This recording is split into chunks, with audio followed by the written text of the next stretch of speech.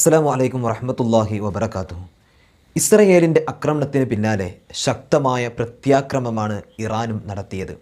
ലോകത്തിലെ ഏറ്റവും വലിയ പ്രതിരോധ സംവിധാനം എന്ന് വിശേഷിപ്പിച്ചിരുന്ന അയൺ ഡോം കവചത്തെ പോലും തകർത്തെറിഞ്ഞാണ് ഇറാനിൻ്റെ ആക്രമണം ഉണ്ടായത്. എന്താണ് അയൺ ഡോം, എന്താണ് സംഭവിച്ചത് എന്ന് നമുക്ക് കേൾക്കാം. ഒരു രാജ്യത്തെ ആകെ പൊതിഞ്ഞു നിൽക്കുന്ന അദൃശ്യമായ ഒരു ആകാശ രക്ഷാ കവചം. 2023 ഒക്ടോബർ 7 ഹമാസിന്റെ ഒരു അപ്രതീക്ഷിത റോക്കറ്റ് ആക്രമണത്തിൽ അല്പമൊന്ന് പതറിപ്പോയെങ്കിലും അത് കേവലം നോട്ടപ്പിശകായിട്ടായിരുന്നു ഇസ്രയേൽ കണ്ടിരുന്നത്. എന്നാൽ കഴിഞ്ഞ 2 രാത്രികളിലായി ഇറാൻ ഇസ്രയേൽ നഗരങ്ങളിൽ നടത്തിയ കടന്നാക്രമണം അയൺ ഡോമിന്റെ അപ്രമാദിത്വത്തിന് മേൽ ചോദ്യചിഹ്നം ഉയർത്തിയിരിക്കുകയാണ്. ടെൽ അവീവും ജെറുസലേമും ഉൾപ്പെടെയുള്ള നഗരങ്ങളിലാണ് അയൺ ഡോമിന്റെ പ്രതിരോധം തകർത്തുകൊണ്ട് മിസൈലുകൾ പതിച്ചത്. ശത്രുവിന്റെ റോക്കറ്റും മിസൈലും ആകാശത്ത് വെച്ച് തന്നെ തകർക്കാൻ കഴിയുന്ന നിയന്ത്രിത മിസൈൽ വേധ സംവിധാനം ഇസ്രായേലിൽ പ്രവർത്തനക്ഷമം ആകുന്നത് 2011 അതിനും 5 വർഷം മുൻപ് സമ്മർ വാർ എന്നറിയപ്പെട്ട യുദ്ധത്തിൽ ഹിസ്ബുള്ള ഇസ്രയേലിലേക്ക് 4000-ഓളം റോക്കറ്റുകൾ വിക്ഷേപിച്ചിരുന്നു. അന്നുണ്ടായ കനത്ത നാശമാണ് റോക്കറ്റ് ആക്രമണത്തെ ചെറുക്കാൻ മിസൈൽ കൊണ്ടൊരു പരിച വേണമെന്നുള്ള ആശയം ഇസ്രായേലി ഗവേഷകർക്ക് നൽകിയത്.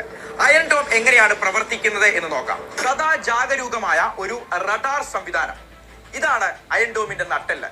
ശത്രു രാജ്യങ്ങൾ വിക്ഷേപിക്കുന്ന റോക്കറ്റും ഡ്രോണും ഇസ്രായേലിന്റെ ആകാശ അതിർത്തിയിൽ എത്തിയാൽ ഉടൻ തന്നെ ഈ ഒരു റഡാർ സംവിധാനം ഇത് തിരിച്ചറിയും. ആ വിവരം കൺട്രോൾ സിസ്റ്റത്തിലേക്ക് ഉടൻ തന്നെ കൈമാറും. വേഗതയും കാറ്റിന്റെ ഗതിയും ഒക്കെ കണക്ക് കൂട്ടിക്കൊണ്ട് കൃത്യമായി റോക്കറ്റിന്റെ യാത്രാപഥം നിർണ്ണയിക്കുന്നത് ഈ കൺട്രോൾ യൂണിറ്റ് സിസ്റ്റമാണ്. റോക്കറ്റ് ജനവാസ മേഖലയിലാണോ അതോ വിജനമായ മരുഭൂമിയിലേക്കാണോ പതിക്കുന്നത് എന്ന് ഈ കൺട്രോൾ സിസ്റ്റം ആദ്യം കണ്ടെത്തും. മരുഭൂമി ലക്ഷ്യമാക്കിക്കൊണ്ട് പോകുന്ന റോക്കറ്റുകളെയും മിസൈലുകളെയും അവഗണിക്കും.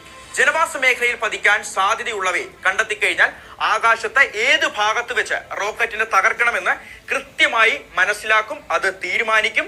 എന്നിട്ട് പ്രതിരോധ മിസൈൽ അയക്കാനുള്ള സന്ദേശം ലോഞ്ചറിന് കൈമാറും. പിന്നാലെ ലോഞ്ചർ വിക്ഷേപിക്കുന്ന മിസൈൽ ആകാശത്ത് വെച്ച് തന്നെ ശത്രുവിന്റെ റോക്കറ്റിനെ തകർത്ത് തരിപ്പണമാക്കും. ഇറാന്റെ ആക്രമണം പൂർണ്ണമായും പ്രതിരോധിക്കാൻ അയൺ ഡോമുകൾക്ക് കഴിയാത്തത് എന്തുകൊണ്ടായിരിക്കും? 100 കണക്കിന് റോക്കറ്റുകളെ ഒരേ സമയം നേരിടേണ്ടി വന്നാൽ അയൺ ഡോം സ്വാഭാവികമായും ആശയക്കുഴപ്പത്തിലേക്ക് പോകും. ഇങ്ങനെയാണ് വിദഗ്ധർ നൽകുന്ന ഉത്തരം. ഈ പോരായ്മ ഇസ്രയേൽ നേരത്തെ തന്നെ മനസ്സിലാക്കിയിട്ടുണ്ടായിരുന്നു. കഴിഞ്ഞ ദിവസങ്ങളിൽ ഇറാൻ മിനിറ്റുകൾക്കുള്ളിൽ 100 കണക്കിന് റോക്കറ്റുകളാണ് പല ഇസ്രയേൽ നഗരങ്ങളെയും ലക്ഷ്യമാക്കിക്കൊണ്ട് വിക്ഷേപിച്ചത്. മിക്കവയും അയൺ ഡോം തകർത്തപ്പോൾ കൂട്ടപ്പൊരിച്ചിലിൽ അയൺ ഡോമിനെ കുഴക്കിയ ചിലത് കൃത്യമായി ലക്ഷ്യങ്ങളിൽ പതിക്കുകയായിരുന്നു.